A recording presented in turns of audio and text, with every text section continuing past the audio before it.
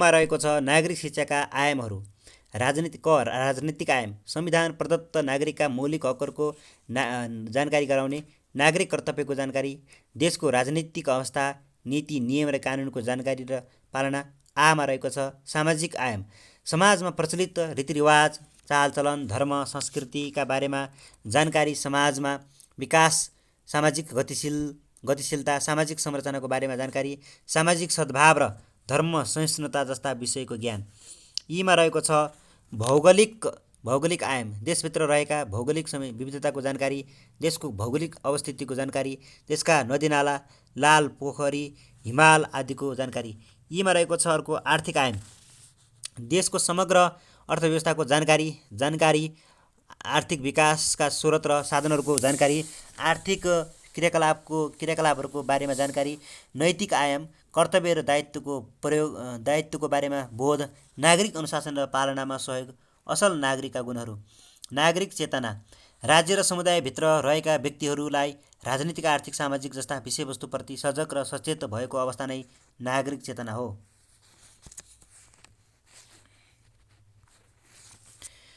त्यसैगरी नागरिक शिक्षाको माध्यमबाट प्रत्येक नागरिकहरूले आफूले राज्यबाट प्राप्त गर्ने हक अधिकारको बारेमा जानकारी प्राप्त भई सजग भएको अवस्था नै नागरिक चेतना हो। नागरिकहरूले राज्यबाट प्राप्त गर्न हक अधिकारको बारेमा मात्र जानकारी नलिई राज्यप्रति निर्वाह गर्नुपर्ने कर्तव्य र दायित्वमा समेत सचेत सजग भई सक्रिय भएको अवस्था नै नागरिक चेतना भनिन्छ। नागरिक शिक्षा प्रदान गर्ने माध्यमहरू। औपचारिक शिक्षाको माध्यम, विद्यालय तहको पाठ्यक्रममा नागरिक शिक्षा विषय समावेश गरेर विश्वविद्यालयमा नागरिक शिक्षा विषयमा विशिष्टीकरण गराएर, औपचारिक शिक्षामा नागरिक शिक्षालाई अभिन्न अङ्गको रूपमा लिएर विद्यालय विश्वविद्यालयमा नागरिक शिक्षा सम्बन्धी अतिरिक्त क्रियाकलाप सञ्चालन गर्ने। खमा अनौपचारिक तरिका, समाजमा राजनीतिक दलहरूले नागरिक शिक्षा सम्बन्धित चेतनामूलक कार्यक्रम गर्ने, समाजमा गोष्ठी अन्तर्क्रिया जस्ता कार्यक्रमहरू सञ्चालन गर्ने अनि सामाजिक सञ्चालन मार्फत नागरिक शिक्षा प्रदान गर्ने, समाजमा सञ्चार माध्यमको प्रयोग गरी नागरिक शिक्षा विस्तार गर्ने। नागरिक शिक्षाका समस्याहरू, नागरिक शिक्षा राज्यको प्राथमिकताको क्षेत्रमा नपर्नु, नागरिक शिक्षालाई सरल विषयको रूपमा हेरिनु, नागरिक शिक्षालाई अलग्गै विधाका रूपमा विकास नगरिनु, जनतामा नागरिक शिक्षाको बोध नहुनु, अनि त्यसै नागरिक शिक्षा सम्भ्रान्त वर्गको लागि मात्र हो भन्ने भावना हुनु, नागरिकहरूमा राष्ट्रप्रेमको भावना कमजोर बन्नु आदि। विपद व्यवस्थापन र शिक्षा। विपद भनेको त्यस्तो विपत्तिपूर्ण परिस्थिति हो जुन परिस्थितिमा धेरैजसो जनजीवन अकस्मात अस्तव्यस्त हुन पुग्छ।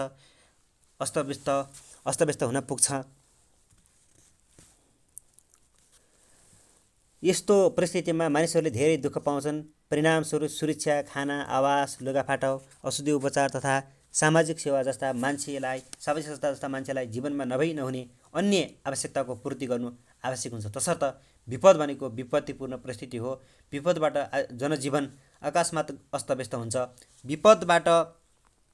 विपदका कारणबाट मानिसले दुःख पाउँछन्। विपदबाट प्रभावित व्यक्तिलाई नहुने खाना, बास र लत्ता कपडाको पूर्ति गर्नुपर्ने हुन्छ। विपदका कारण र प्राकृतिक कारण र मानवीय कारण। भूकम्प प्राकृतिक कारण, बाढी पहिरो, सुनामी, महामारी।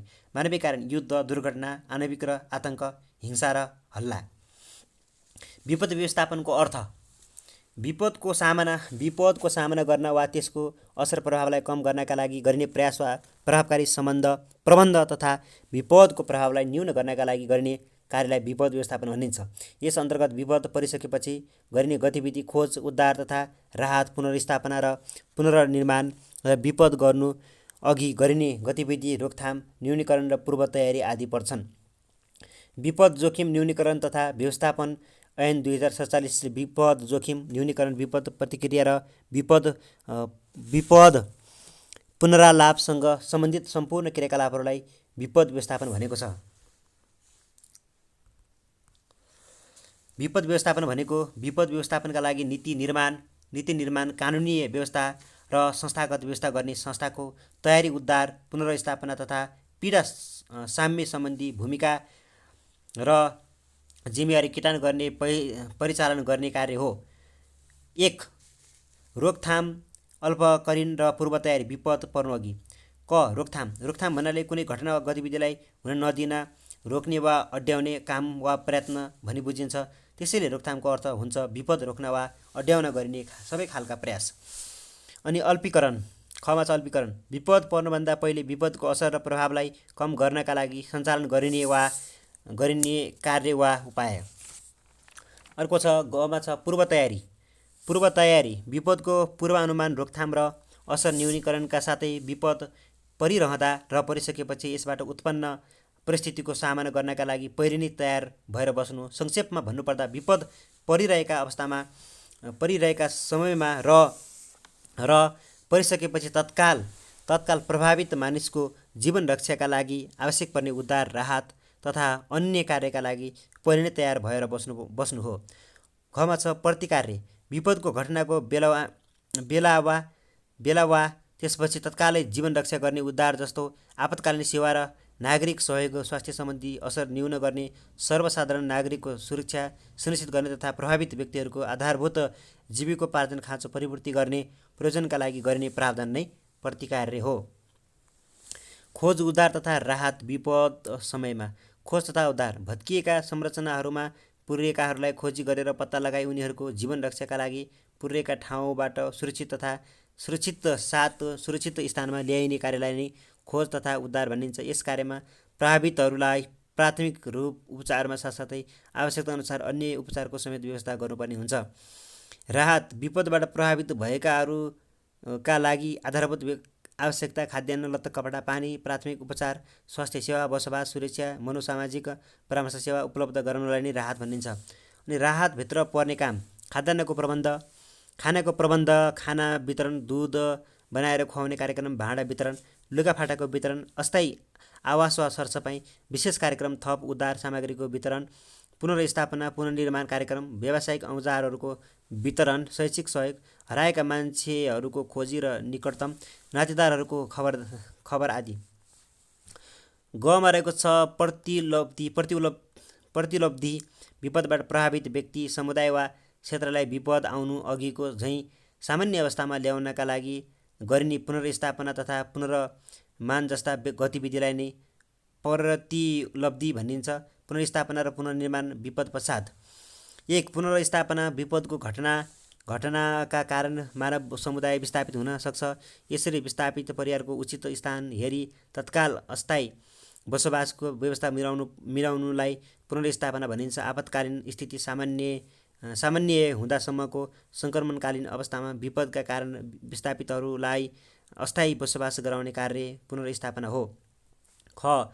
पुनर्निर्माण विपद प्रभावितहरूका लागि घर निर्माण वा मर्मत, अत्यावश्यक सेवा सुविधाका संरचना र सामाजिक तथा आर्थिक गतिविधिको स्थायी समाधानका लागि गरिने विकासका कार्य नै पुनर्निर्माण हो। यस अन्तर्गतका भत्केका घर तथा अन्य संरचनाको निर्माण र मर्मत सम्भार गर्दा भविष्यमा पर्न सक्ने विपदलाई समेत ध्यानमा राखी निर्माण गरिन्छ र अवरुद्ध भएका सामाजिक तथा आर्थिक अवस्थामा समेत सुधार गर्ने प्रयास गर्ने गतिविधि सञ्चालन गरिन्छ। तसर्थ पुनर्स्थापना असुरक्षित ठाउँमा सुरक्षित ठाउँमा सार्ने वा बसोबास गराउने, पुनर्निर्माण पहिलेकै ठाउँमा वा अन्य सुरक्षित ठाउँमा निर्माण गरी बसाल्ने। वित्त व्यवस्थापन सम्बन्धी व्यवस्थाहरू।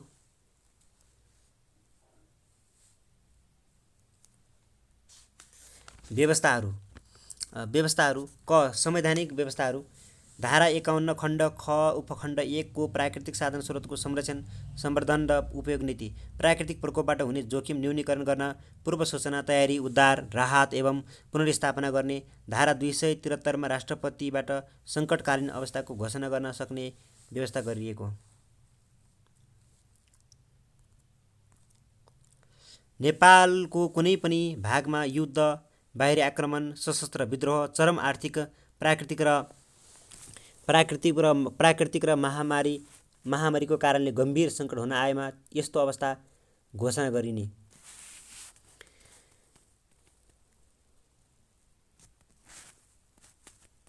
कानुनी व्यवस्थाहरू। दैविक प्रकोप उद्धार ऐन 2039 केन्द्रीय, क्षेत्रीय र जिल्ला स्तरीय दैविक प्रकोप उद्धार गर्ने व्यवस्था गरिएको। भूकम्पबाट प्रभावित संरचनाको पुनर्निर्माण सम्बन्धी ऐन 2072। गमा रहेको छ नीतिगत व्यवस्थाहरू।